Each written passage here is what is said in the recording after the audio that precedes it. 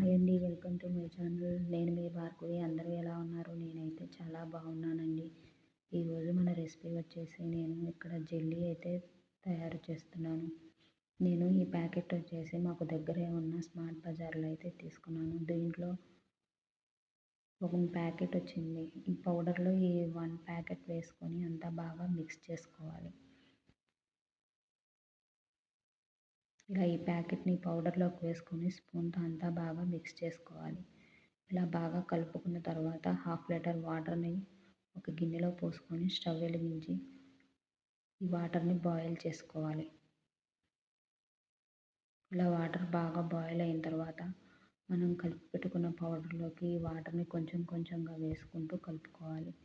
ఇలా పౌడర్ అంతా మొత్తం కరిగిపోయిన తర్వాత మనం 2 గిన్నెల్లోకి అయితే తీసుకొని స్టోర్ చేసుకోవాలి. ఇలా నేను 2 గిన్నెల్లోకి అయితే తీసుకొని మూత పెట్టి స్టోర్ చేసుకుంటున్నాను. రూమ్ టెంపరేచర్లో 45 నిమిషాలు పెట్టేసేయాలి. ఇలా రూమ్ టెంపరేచర్లో 45 నిమిషాలు ఉంచిన తర్వాత చూపిస్తాను. ఈ వీడియో కనుక మీకు నచ్చితే లైక్ చేయండి, దయచేసి సపోర్ట్ చేయండి. ఇలా 45 నిమిషాల తర్వాత చూపిస్తున్నాను. చూడండి, చాకుతో చుట్టూతో ఎడ్జెస్ పెట్టి ఈ గిన్నెని బార్లేసి ట్యాప్ చేస్తే మనకి జెల్లీ అయితే రెడీ అయిపోతుంది. ఈ వీడియో కనుక మీకు నచ్చితే లైక్ చేసి, షేర్ చేసి, సబ్స్క్రైబ్ అయితే చేయండి.